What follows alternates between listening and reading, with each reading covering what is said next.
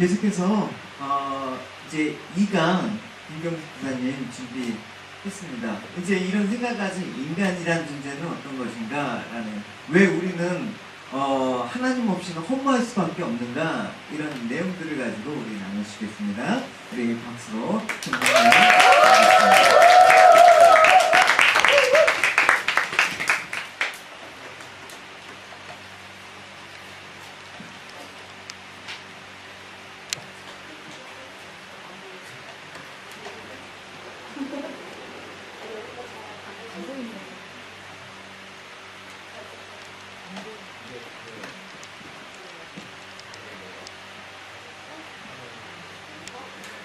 시간을 바꾸면 몸을 움직입니다.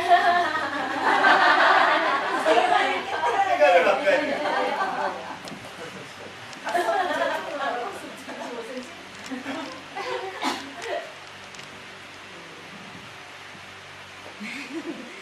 네, 이 시간에는 믿는다는 것은 무엇인가라는 주제에 첫 번째, 두 번째 소주제를 이미 민정장님께서 먼저 나눠주셨고, 또 네 가지 소 제목 중에 나머지 두 가지 이제 내용을 저와 함께 나눠보는 시간을 갖도록 하겠습니다.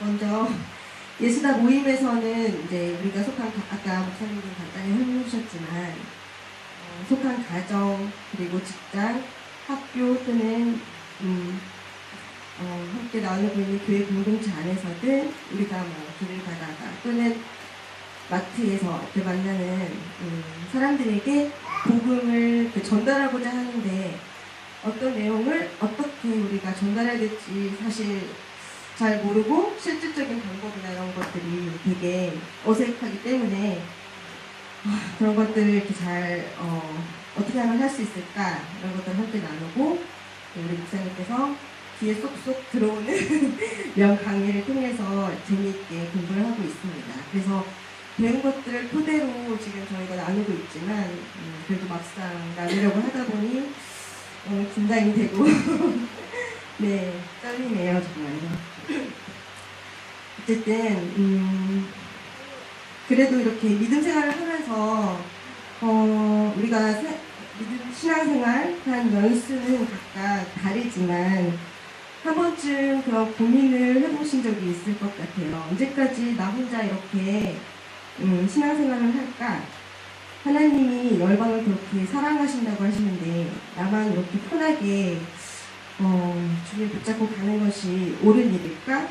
내 친구, 내 옆에 있는 지인들도 함께 주님을 알게 되고 천국을 같이 가게 되면 얼마나 기뻐하실까?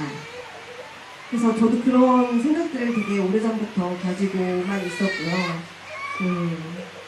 잘 전하지를 못하고 있었는데, 목사님이 이제 그들 앞에서 그런 복음 전달을 하려면 먼저 이렇게 우리 교회 지체들 앞에서 좀 더 편한 마음으로 먼저 어색함을 뚫고 쑥스러움을 한번 부딪혀 보는 시간을 갖다 보면 아마 다른 사람들한테 할 때에도 더 다가갈 때 용기가 이렇게 생길 거라고 권면을 해주셨습니다. 그래서 주님이 이렇게 막 말도 잘 못하고 쑥스럽고 숫기도 없는 그 저를 통해서 그런 연약함을 사용하시고 싶어 하시는구나, 이런 생각이 들었고 순종하는 마음으로 준비하게 되었습니다. 저도 이제 먼저 질문을 드리고 싶은데요. 잘 들으세요. 나는 스스로 이런 질문을 해보신 적이 있나요? 나는 누구인가? 나는 왜 살고 있을까? 다른 형식으로 이렇게 질문을 해보겠습니다. 지금까지 내가 잘 살아오고 있나? 앞으로도 지금과 같은 방식으로 살면 죽을 때 후회가 없을까? 한번 생각해 보시겠어요? 생각해 보시고 한 3분 정도 같이 나눠주셨으면 좋겠습니다.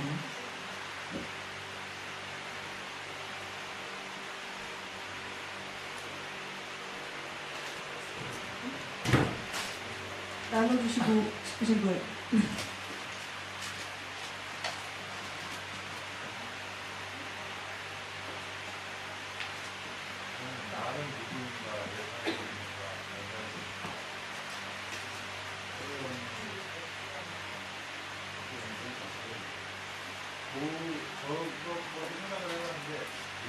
이랬으면 어땠을까, 예전에 이랬으면 어땠을까, 이런 것들을 더 많이 하는 것 같아요. 그래서 나는 누구인가는 그 생각은 이랬을 때 많은 것 같아요. 바깥에 보면서 죽으면 내가 왜 이러겠지 이런 생각. 그리고 보다는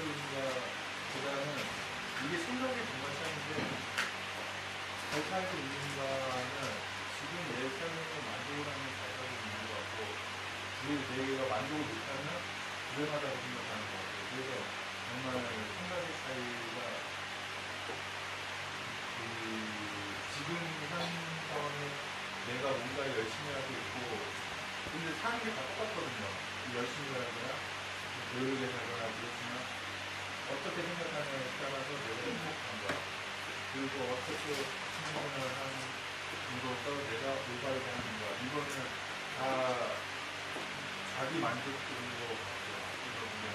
어떤 사람한테는 그 신앙을 한다는 것 자체도 되게 타인의 신앙을 한다는 것 자체도 좀 잘못된 생각인 것 같고 내가 여기 다들 자식이 있으시니까 아시겠지만 첫 번째 애가 태어났을 때는 이게 맞는지 안 맞는지 모르고 되게 힘들고 막 그러는데 둘째는 너무 그냥 귀엽기만 한 거예요. 이게 다 아니까 이것처럼 하나님도 저희도 있는데 얼마나 많은 사람들을 거쳤으며 그러면 다 똑같아 보일 거예요 아마. 그리고 제 삶도 마찬가지 아닐까 싶거든요. 이게 생각의 차이죠. 그래서 저는 만족하는 하고 있어요.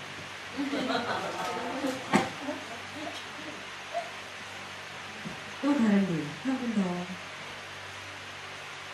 하나님 밖에서 저 질문하면 저도 답을 못할 것 같아요. 나는 누굴까, 왜 살고 있는가 자신 없어. 저 질문을 만약에 하나님을 안 믿는 사람이 누군가 나한테 했다면 진짜 지금도 역시 저 질문을 시시때때로 바뀌다가 나 자신하게 하고 있지만 저거에 대한 명확하게 제가 뭐다라고 말할 수는 없지만 하나님 안에서 저것을 찾아가고 있습니다. 근데 이렇게 해서 질문은 여전히 바뀐다가 그게 없다. 또 나눠주실 분? 나타나고.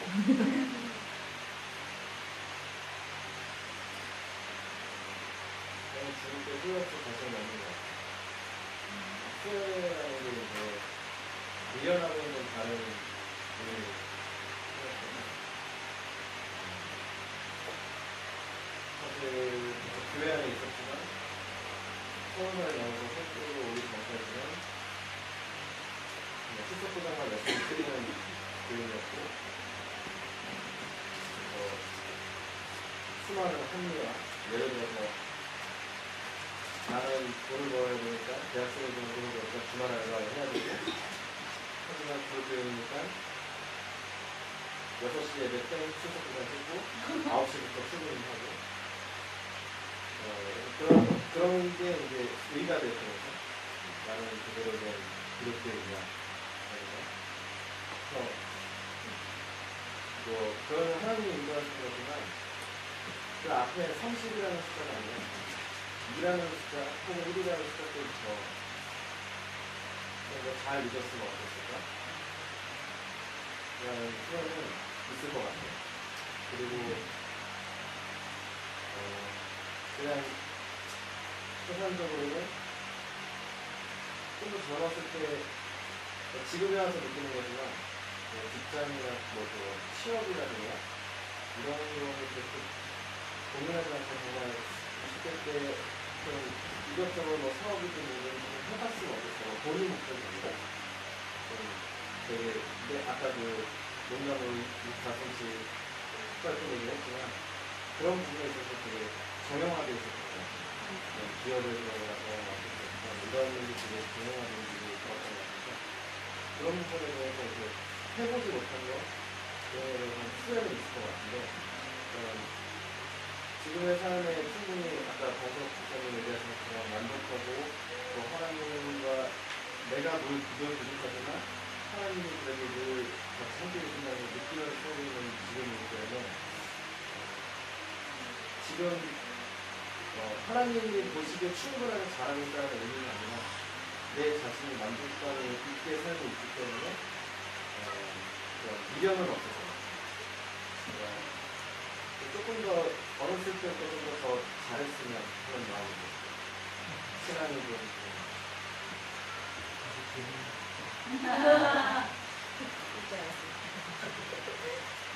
네, 감사합니다. 이 질문을 통해 나는 누구인가를 묻는 동시에 이제까지 살아온 방식을 돌아보게 합니다. 앞으로의 인생에 자신 있는 사람은 아마도 없을 것입니다. 이 질문을 통해 스스로를 돌아보는 계기를 주는 것은 매우 유익한 것 같습니다. 그렇다면 사람은 왜 때때로 허무한 마음이 들까요? 왜? 아침 조회 시간에 그거에 감성실수 나오는 허무한 적 있나요, 전도사님? 네? 그럼요. 나 네, 허무할 때 나눠주세요. 많았어요. 네. 언제 가장 허무하셨는지 한번 나눠주시겠어요? 왜 허무했던 경험이지? 내가 믿음이 있는 줄 알았는데 언제지 몇 주 전, 2, 3주 전인가 목사님이 설교를 해주셨는데 설교 세 번째 마지막 대제가 그래서 뭐라고 목사 설교였나? 거기서 김용희 설교사님 거기 갔을 때 뭐라고 말씀하셨냐면 마지막에 나를 움직이지 않는 믿음은 복음이 아니다 이렇게 말씀을 하셨어요. 그러니까 나를 움직이지 못하는 것은 복음이 아니다 이렇게 말을 했거든요.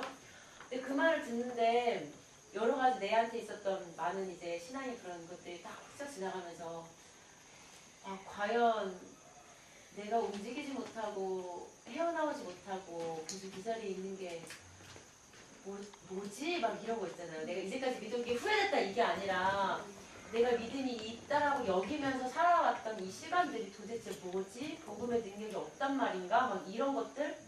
그런 것들이 신앙적인 부분에서는 되게 허물하기보다는 되게 좀 뭔가 문제가 있다라고 여겼던 부분들이 이제 얼마 전에 있었고 허무한 마음이 왜 들까라는 생각을 해보면 늘 목적이 잘못돼 있기 때문에 그 허무한 마음이 든 것 같아요. 목적이 달성이 안 되거나 달성이 되면 안 되는 거거나 아무튼 잘못된 목적을 내가 집중해서 보기 때문에 그 후에는 늘 허무한 마음들이 있어요. 아직까지도 여러 부분에서. 상현행제님 허무하신 적이 있나요? 다 있죠. 사연. 다음번에 기회 드릴게요. 왜? 상현은 사모장님. 상현행제님 다음에 해주세요. 우리 싸고 사귀어야 됐어. 저요? 네네네. 동안적이요. 언제 허무했었고 그런 허무한 마음이 왜 들까 이런 생각을 해보신 적이 있나요? 되게 많죠. 대표적인 일하면서도 예로. 되게 네. 일하면서도 많이 느끼고요. 저는 열심히 했다고 해서 이제 결과를 봤는데 다른 사람들이 봤을 때 정말 저보다 더 일을 잘하는 사람들이 봤을 때 이거는 실패했다 이러면 이제 그럴 때 되게 많이 맞아. 허무하고 맞아요. 네. 최선을 이제, 다했는데 그 결과가 좋지 않을 때 그럴 때 되게 맞아. 허무하죠. 말이 아버님. 일어나세요.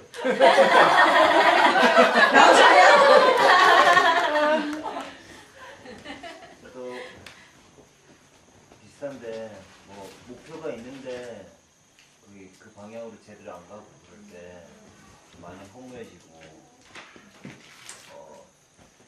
아무것도 하기 싫어지고 그런 경우가 있는데 그럴 때 이제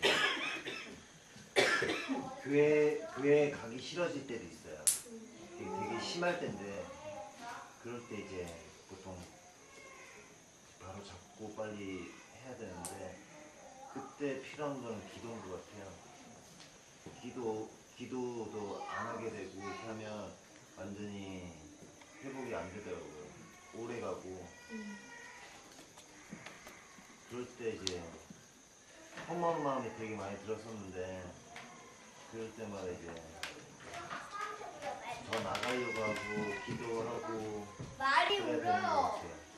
아빠. 스쿨 있어? 말이 울어요. 알겠습니다. 저도 이제 저의 예를 들자면 예전에 호주에 오기 전에 러시아에서 이제 회사 생활을 했었는데요. 이제 그게 정식으로 첫 직장이었겠죠. 학교 다니다가 러시아에서 원래는 공부를 했었거든요. 그래서 돈이라는 걸 이렇게 벌게 되니까 큰 회사에 들어가서 돈도 벌게 되고 너무 신기한 거예요.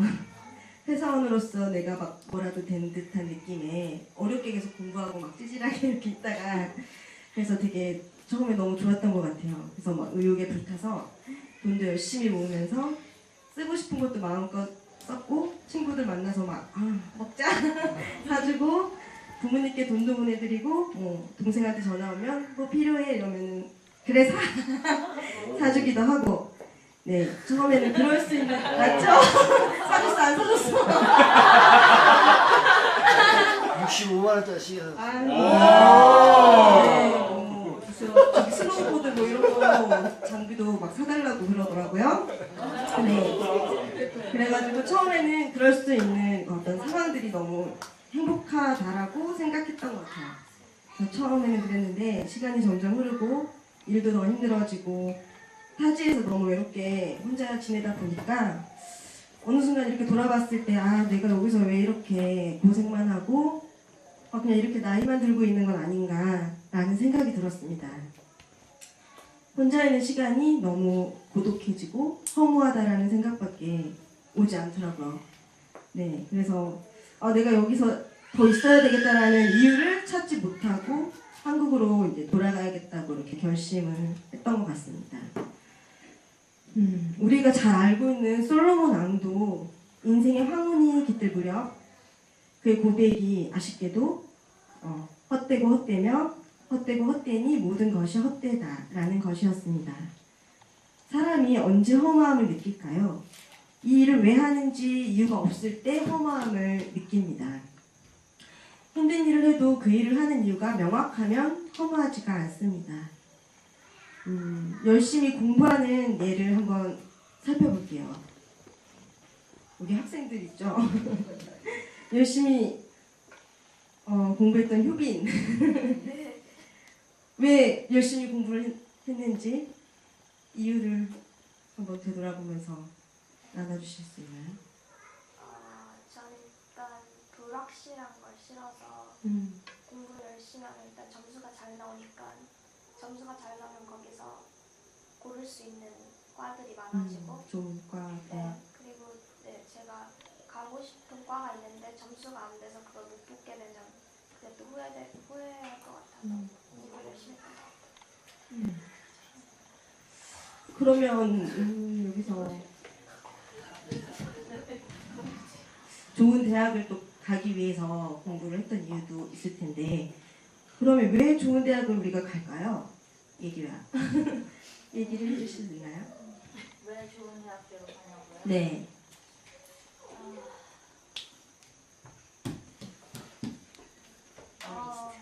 엄마가 가라겠어. 무엇을 위해서? 무엇을 얻으려고? 솔직히 말하자면 여러 가지 이유는 있는데 그래도 약간 세상이 약간 편견하잖아요. 이렇게 물론 솔직히 어느 대학 가나 이렇게 배우는 건 똑같잖아요. 그래서 어디나 졸업하나 배우는 건 똑같고 만약에 내가 나중에 미래에 이제 또 일자리 구할 때 똑같은 이제 그런 실력과 능력을 갖고 있지만 문제가 그래도 그렇게 생각하고 싶지만 그래도 이렇게 불공평한 부분들이 많잖아요. 또 그래서 이렇게 또 직업 가질 때는 너 어느 대학이냐 뭐 이런 것도 물어볼 수 있고 좋은 직업. 네, 그 차이 약간 미래를 생각하면 약간 미래. 사람들이 다 그런 생각을 한다 싶어갖고 그래도 좋은 대학에 그냥 어디 뭐를 하든 그냥 빨리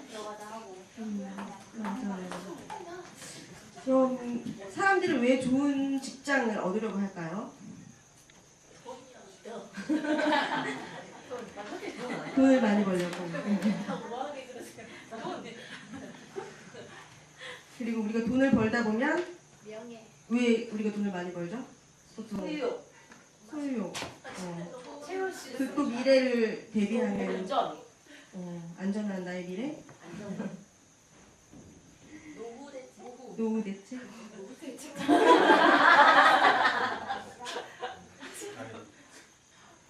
네, 맞아요. 열심히 공부하는 할 때 왜 열심히 하는 거야? 이렇게 물었을 때 이유는 좋은 대학을 가기 위해서야 이렇게 대부분 많이 생각을 하실 것 같아요. 그리고 그런 이유를 딱 생각을 했으면 한동안 마음이 거기에 이렇게 동의를 하겠죠. 맞아, 좋은 대학 가야지. 그리고 거기서 오는 만족감이 있고 힘들더라도 우리가 이유가 명확하기 때문에 뭐 열심히 할 수가 있는 것 같습니다. 근데 시간이 또 지나고 나면 그 동기만으로는 열심히 공부하는 것들을 지탱하기가 어려워지고 또 그러다 보면 다시 마음이 물어보기 시작합니다. 근데 왜 꼭 좋은 대학을 가야 하는 거지? 그러면 다시 마음이 대답하겠죠. 그래야 좋은 직장을 얻을 수 있잖아. 그렇게 체인의 다음 단계로 이렇게 넘어가게 됩니다. 그러면 또 마음이 이해가 되고 아 맞아 좋은 직장에 가야지 그래야 또 그러면서 또 한동안 힘든 것들을 감수할 수 있는 것 같습니다. 시간이 좀 더 지나면 이 동기가 주는 약발이 또 다시 약해지기 시작합니다. 네, 그러면 마음은 좀 더 깊이 생각하고 근데 꼭 좋은 직장을 가야 하나 하고 다시 묻게 됩니다. 마음이 다시 대답하겠죠. 그래, 그래도 돈을 많이 벌잖아. 또 한동안 이렇게 잠잠하게 하겠죠, 일을. 그러다 시간이 흐르면 또다시 묻고 왜 돈을 다시 많이 벌어야 하는데? 그래야 노후가 편하잖아. 그렇지. 그렇게 한참 또 지나게 됩니다. 근데 노후가 편하면 그 다음은 뭘까요? 여기까지 이렇게 오는 시간은 주제에 따라 또 사람에 따라 다르겠죠. 1년 걸리는 사람도 있고 10년 걸리는 사람도 있습니다. 그러고 나면 그 다음은 했을 때 대답이 잘 떠오르지가 않습니다. 편안한 노후 이후로는 아무리 물어도 대답이 없습니다. 그 순간 느끼는 것이 무엇일까요? 어떤 걸 느낄까요? 허무라는 거를 우리가 느끼게 되는 것 같습니다. 이렇게 체인의 각 단계마다 동기가 부여됨으로 행동이 지속되는 시간들이 있기 때문에 그 체인이 길어지면 길수록 그것이 왜 허무한지를 파악하기까지 복잡하고 오랜 시간이 걸립니다. 따라서 보통은 솔로몬처럼 인생 말기에 이르러서야 도대체 드디어 체인의 끝에 다다르게 되는 겁니다. 그리고 이게 뭐야? 결국 이것 때문에 다 그 고생을 한 거였어? 이유가 없잖아. 이때 나오는 고백이 헛되고 헛되도다. 모든 것이 헛되도다라는 것입니다. 우리가 하는 모든 행동, 모든 선택, 도덕, 윤리 등에 대해 왜 그것을 하는지를 묻고 또 물으면 그렇게 따라가다 보면 결국 대면하게 되는 진리가 있습니다. 그것은 마지막 한 자리가 비어있다는 것입니다. 그것은 바로 죽음의 자리. 네, 그 다음 자리이겠죠. 죽음 다음. 죽고 나면 그 다음은 이렇게 되는 거죠. 내가 이 일을 해야 하는 이유의 체인의 마지막 한 자리. 모든 일의 궁극적인 목적을 말하는 것입니다. 거기에 가보면 자리가 비어 있습니다. 이것이 허무함을 느끼게 되는 궁극적인 이유인 것입니다. 체인을 따라가는 동안에도 순간순간 우리는 그것을 깨닫고 느낍니다. 그렇지만 지금 머무는 곳에서 주어진 그 동기가 강력하면 마지막 자리가 비어있다는 것을 알면서도 그 강력한 동기가 주는 그 만족에 취해서 대충 잊고 그냥 이렇게 흘러가게 됩니다. 그러다가 시간이 또 흘러서 결국 끝에 다다르면 마지막 자리가 비었네? 이유가 없네? 그렇다면 앞서 주어졌던 이유들은 다 뭐야? 아무 의미가 없는 거였잖아. 이렇게 되는 거죠. 그러므로 이 허무를 극복하는 길은 하나밖에 없습니다. 허무를 해결하는 유일한 방법은 마지막 빈자리에 하나님을 모시는 것입니다. 그러면 여러분이 지금 하고 있고 선택하고 있고 살고 있는 모든 일들을 왜 하는지에 대한 그런 이유의 고리가 의미가 생기기 시작할 것입니다. 성경을 한 구절 같이 찾아보실게요. 창세기 2장 7절 말씀.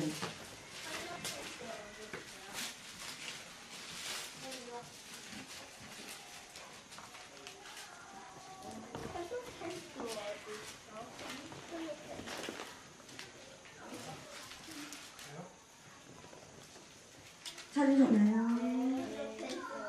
네, 찾으신 분들 큰 소리로 읽어주세요. 시작. 여호와 하나님이 땅에 불로 사람을 지으시고 생기를 그 꼴에 불어넣으시니 사람이 생명이 된지라. 하나님이 우리를 어떻게 만드셨죠? 흙으로 빚으셔서 생기를 불어넣으시고 인간을 하나님의 형상대로 이렇게 만드셨죠. 우리는 흙과 생기로 만들어진 생명이라고 합니다. 즉 살아있는 영적인 존재입니다. 그래서 우리는 하나님과 교제를 나누고 사랑할 수 있도록 만들어져 있습니다. 또 우리는 하나님의 것을 나누어 가진 생명의 호흡을 부여받은 소중한 존재입니다. 그래서 우리는 하나님께서 자신의 분신처럼 사랑하시는 존재로 만들어진 거지요. 그리고 하나님의 생기가 지속적으로 공급되지 않으면 우리는 먼지와 같은 그런 허무한 존재일 뿐입니다. 우리는 살아가면서 본질적으로 하나님을 필요로 하는 존재로 만들어졌습니다. 따라서 인간은 하나님의 생명력이 없으면 바로 허무해지는 것입니다. 그래서 이미 신앙이 있는 크리스천도 하나님의 공급을 제대로 받지 못하면 믿음이 떨어지고 또 언제든지 허망하고 또 절망스러워질 수 있는 위험이 있습니다. 그렇기 때문에 예배와 기도를 통해 하나님의 생기가 날마다 공급받을 필요가 있다는 것, 하나님 없이는 하나님의 형상을 닮은 인간답게 살 수 없음을 알아야 합니다. 또 성경에도 나와 있습니다. 요한복음 15장 4절에서 5절 말씀.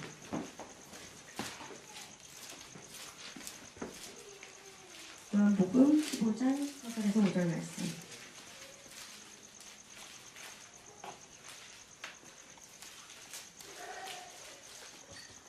네, 4절을 먼저 읽어주시면 제가 5절을 읽도록 하겠습니다.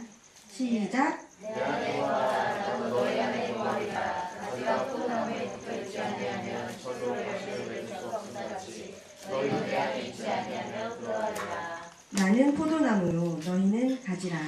그가 내 안에 내가 그 안에 거하면 사람이 열매를 많이 맺나니 나를 떠나서는 너희가 아무것도 할 수 없음이라. 아멘. 인간은 하나님과의 연결 없이는 영적으로 충족된 삶을 살 수 없음을 말씀하고 있습니다. 주님 안에 거하는 삶만이 열매를 맺을 수 있습니다. 그래서 다시 한번 정리를 하자면 허망한 먼지와 티끌 같은 존재에 하나님의 생명 에너지가 들어왔습니다.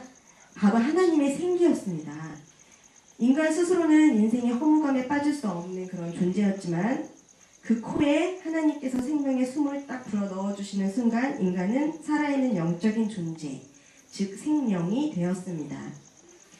이 땅에서 유일하게 하나님과 교제할 수 있도록 만들어진 존재가 인간이지요. 또한 지속적으로 하나님의 생명 에너지가 필요한 본질적으로 하나님을 필요로 하는 존재입니다. 우리가 이 세상을 사는 동안 하나님께 붙어있지 않으면 영적으로 메말라 버린다는 것을 항상 기억하셔야 합니다. 내가 창조된 목적을 발견하기 위해서는 먼저 하나님의 생기를 공급받고 회복해야 합니다. 우리는 꼭 하나님과 붙어서 살아가야 합니다. 문제 내겠습니다. 나는 어떤 존재인가요? 땡땡땡 땡땡땡의 형상을 닮은 땡땡 존재. 너무 쉽죠? 선물 있습니다. 어떤 존재라고 제가 말씀드렸죠? 누구의 형상을 닮은? 하나님의 형상을 닮은 무슨 존재? 육적인 존재인가요? 그냥? 네, 영적인 존재입니다. 자, 그러면 이제 네 번째 소주제인 나의 가치에 대해서 마지막으로 이제 나눠보겠습니다. 여러분은 스스로 진정 가치가 있는 존재라고 생각하십니까? 가정에서, 그리고 학교에서, 직장에서, 뭐 각각의 영역에서 한번 생각해 보시고, 내가 그 소속된 관계 안에서 어떤 존재인지 생각하신 분들 중에서 나눠주실 분들, 나눠주시면 좋겠습니다. 분명 나는 괜찮은 존재인데 이제 하나님 안에서 이제 회복된 상태를 이제 내 존재를 얘기하자면 그런데 내 존재가 어떤 공동체나 어떤 그룹이나 이런 데 안에 들어가는 내 존재가 별로 중요한 존재가 안 되는 거야. 그렇게 느껴질 때가 있어요. 그러니까 사람들, 세상 사람들 그룹, 뭐 직장이 됐든 뭐가 됐든 그 안에 가면은 내 존재가 별로 중요한 존재가 안 되는 거예요. 그러니까 느껴질 때가 있어. 가끔은 가정 가운데서 느낄 때가 있어. 잘 들어라. 잘 들어라. 지금. 다 저런데.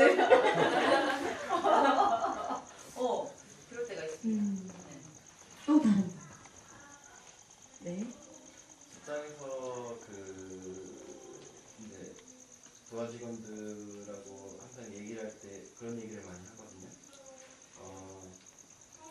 예를 들어 자신이 이제 파트타임으로 일하는 친구들, 워킹으로 온 친구들이 많이 착각을 하는 게 나는 이제 파트타임 알바이기 때문에 책임이 없어요.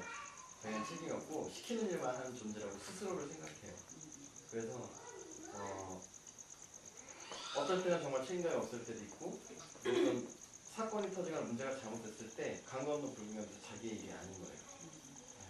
근데 그 친구들이 항상 바라는 거 보면은 시급을 더 좋게 받으려고 하고 일은 덜하고 돈을 많이 받으려고 하고 이런 생각들을 하는 친구들을 볼 때가 되게 많아요. 그래서 제가 그런 친구들한테 많이 하는 얘기인데 책임 그리고 가치에 대한 부분을 얘기를 많이 해요. 그래서 매니저라는 직업이 더 가치가 있는 그 포지션이 아니라 파트타임은 파트타임의 포지션이 있고, 그러니까 우리가 뭐 클퍼스를 딱 봤을 때 검은색이 혹은 흰색이 많이 쓰지 않잖아요. 그것이 빨간색이나 핑크색이나 파란색보다 가치가 없나라고 하면 그렇지 않거든요. 단순히 이건 검은색이고 이거는 단순히 파트타임이라는 거고 이 사람은 매니저 직분을 행하고 있을 뿐인 거예요. 그래서 이 사람들도 언젠가 매니저가 되면 이 직분 컬러가 바뀌는 것 뿐이라고 생각해요. 그래서 하나님이 우리를 보실 때도 그런 것 같아요. 그러니까 요 집단, 아까 집단 얘기했던 요 집단에 갔을 때는 나는 그 집단 안에서의 그냥 흰색의 역할을, 검은색의 역할을 할 뿐인데 그거를 이제 본인 스스로가 이제 가치가 떨어진다고 생각을 하는 거죠. 하지만 사실은 가치는 변하지 않는 거라고 생각해요. 왜냐하면 하나님이 보실 때 우리들은 색깔의 차이가 있을 뿐이지 다 가치가 있거든요. 그래서 제가 그거는 옛날에 그렇게 생각을 못했는데 그런 스태프들 관리하는 일을 하면서 그런 생각들을 되게 많이 했어요. 그래서 저 자신이 그래서 겸손해야 된다는 생각을 많이 했어요. 내가 매니저니까 걔네들보다 위라는 생각을 하기가 되게 쉽거든요. 근데 나는 매니저의 직분을 행하고 있을 뿐이지 언제든지 이 사람들이 매니저를 되고 내가 부하직원이 될 수 있는 가치는 동등하다고 생각해요. 특히 그 믿음에서는 더 그런 것 같아요. 또 나눠주고 싶으신 분? 내가 생각하는 가치는 나의 자신의 가치는 아까 전에도 잠깐 얘기했지만 보면은 군대 그 한국 군인이 60만 대군인데 매년 2년에 한 번씩 바뀌어요. 청년들이 들어갔다 나오고 그렇지만 그 군대는 계속 흘러가고 있단 말이에요. 그러면 그 와중에 그 군 생활을 하는데 그 가치는 누가 주냐? 그건 자기가 자신한테 주는 것 같아요. 어떤 군인들은 참 군대 가서 많은 걸 배워서 나오는 애들이 있고 어떤 군인은 참 필요 없는 시간을 여기다 보내고 가는구나. 그런데 그 60만 대군도 똑같은 퍼즐이 이렇게 들어갔다 나왔다 하지만 그 순간을 거치면서 가치를 부여하는 건 자기 자신한테 자기가 부여하기 때문에 자기에게 자신의 가치를 느끼고 싶으면 언제나 자기한테 좀 존엄성을 주고 또 하나님 앞에 떳떳하고 이렇게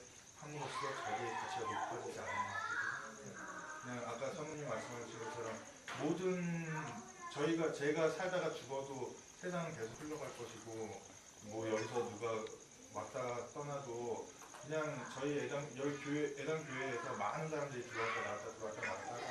하지만 정작 여기서 그 사람이 그랬다 하는 거는 본인이 자기한테 얼마만큼의 가치를 두고 존엄성을 갖고 있냐에 따라서 다른 사람도 그렇게 그 가치를 정하는 것 같아요. 저의 가치라는 그런 것 같습니다.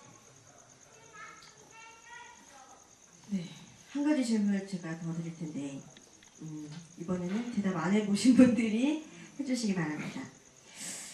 나 같은 사람이 왜 살아? 하면서 스스로의 존재를 깎아내린 적이 있습니까? 영부. 그런 적이 있나요?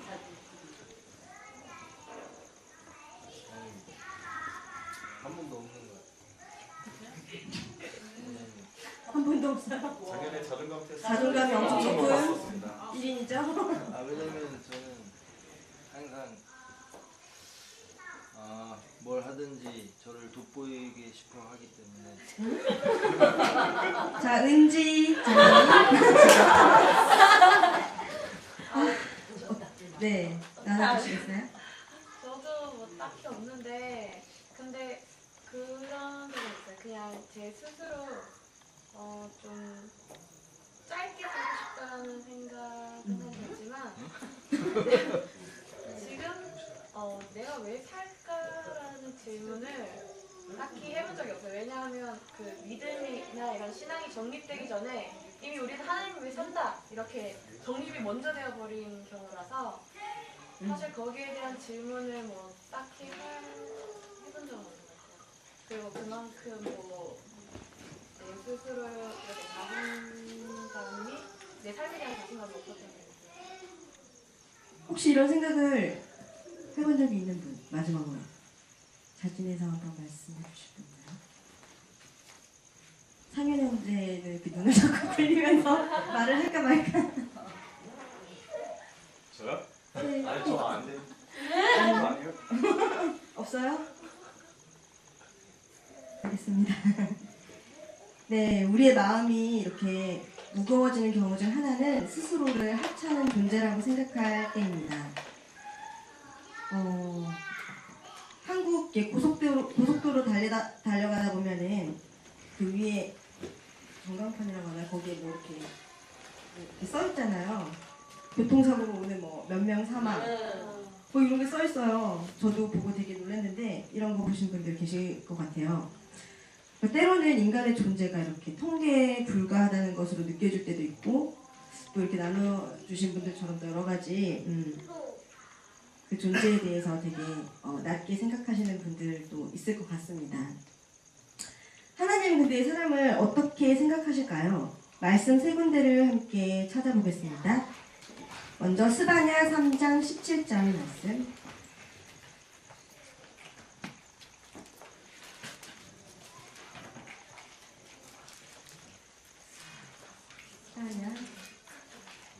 스바냐가 어디 있는지 찾으시는 1310페이지라고 알려주셨고요. 배우린 자매가 큰 소리를 읽어주시겠어요? 너의 하나님 여호와 17절이요? 네. 너의 하나님 여호와가 너희 가운데 계시니 그는 구원을 베푸실 전능자이시라. 그가 너로 말미암아 기쁨을 누리지 못하시며 너를 잠잠히 사랑하시며 너로 말미암아 즐거이 부르며 기뻐하신다. 아멘. 또 한 구절 요한복음 3장 16절 외워서 하실 수 있는 분? 하나님이 세상을 이처럼 사랑하사 독생자를 주셨으니 누구든지 예수 믿으면 멸망하지 않고 영생을 얻으리로다. 요한복음 3장 16절. 잘하셨습니다. 마지막으로 한 구절 더 했어요. 요한 1서 4장 10절 말씀. 먼저 찾으신 분이 큰 소리로 또 읽어주시겠습니다. 요한 1서 4장 10절 말씀. 사랑은 여기에 있으니 우리가 하나님을 사랑한 것이 아니요 하나님이 우리를 사랑하사 우리 죄를 우리 죄를 속하기 위하여 화목제물로 그 아들을 보내셨습니다. 네. 우리가 우리 자신을 하나님의 계획 속에 있는 우리의 존재보다 열등한 존재로 간주한다면 주님은 아마 슬퍼하실 겁니다. 물론 하나님 없이 우리 자신만 떼어놓고 생각하면 우리는 아무것도 아닙니다. 그리스도를 만나기 전에 우리에게는 하나님의 관심이 대상이 되어 그분의 사랑을 받을 만한 공로가 전혀 없었지요. 그러나 영원한 언약의 피가 이 모든 것을 바꾸어 놓았기 때문에 이제 우리는 자녀로서 아버지에게 주장할 수 있는 권리를 갖게 된 것입니다. 아버지의 집에 거할 수 있는 권리를 얻었기 때문에 아무런 두려움이나 당혹감 없이 그분의 식탁에도 이렇게 앉을 수 있습니다. 그러니까 저와 여러분은 그분의 나라에서 아주 중요한 존재가 된 것입니다. 제가 돈을 준비를 하지 못했는데 100불짜리 지폐가 있다고 이렇게 생각해 보십시다. 이 돈이 100불짜리는 없죠. 50불짜리라도 있나요? 효진이 있는 것 같아. 와.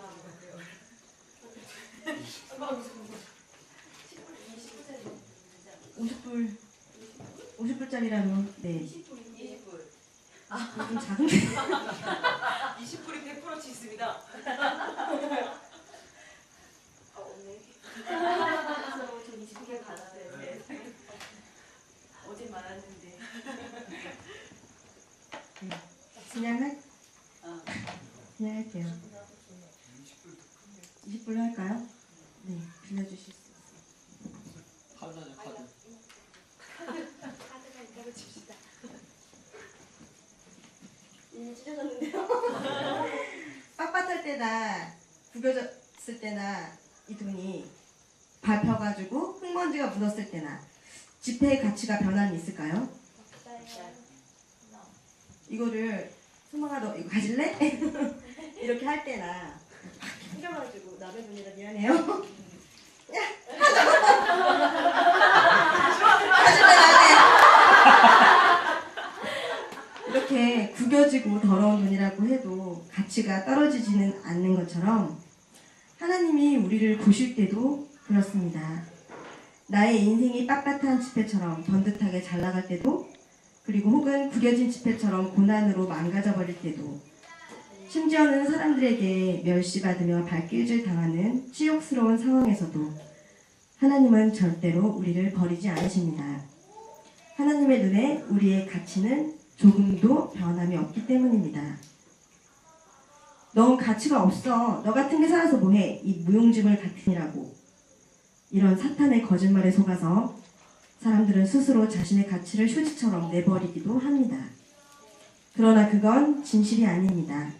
우리 인생이 잘 나아갈 때에도 혹은 고난 중일 때도 비난받을 때도 하나님은 자신의 것을 부여받은 인간을 하나님의 형상으로서 존귀하게 여기고 사랑하십니다. 세상은 때때로 죄를 지었거나 자존감이 낮은 자들을 버릴 수 있지만 하나님은 절대로 버리지 않으십니다. 우리가 스프가 구겨졌다고 해서 휴지통에 버리지 않는 것처럼 말입니다. 그런 하나님을 신뢰하시길 바랍니다. 네, 또 잠시 저희 아이들 얘기를 하겠습니다. 요즘 우리 시온이를 보면 얼마나 신기하고 감사한지 모릅니다. 그냥 이렇게 살아있고 행동하는 하나하나가 다 은혜이고 그분의 사랑이 정말 느껴지는 것 같습니다. 그래서 저는 사랑한다는 말을 최대한 많이 해주려고 노력합니다. 넌 정말 사랑받기 위해 태어난 사람이야. 이렇게 느끼게끔 해주고 싶은 거죠. 여기 계신 모든 엄마, 아빠가 다 그런 마음이실 텐데요. 또 시아한테도 제가 자주 해주는 말이 있습니다. 아직은 어리기 때문에 작은 선물이나 초콜릿 한 조각 이렇게 함께 나눠 먹을 때도 엄마가 뭘 해주었다는 것, 그리고 엄마랑 같이 하고 있다는 그 느낌만으로도 너무너무 좋아해 줍니다. 그래서 이제 제가 가끔 시아야 어때? 좋아? 기분이 좋아? 이렇게 물어보면 그렇다고 하겠죠. 그리고 또 시아도 그거를 저한테 이렇게 물어볼 때가 있습니다. 엄마는 어때? 이렇게 물어보겠죠. 그때 저는 시야가 좋고 행복하면 엄마는 다 좋아. 너무 행복하고 너가 이렇게 웃고 있는 것만 봐도 정말 기분이 좋아져. 라고 얘기해 줍니다.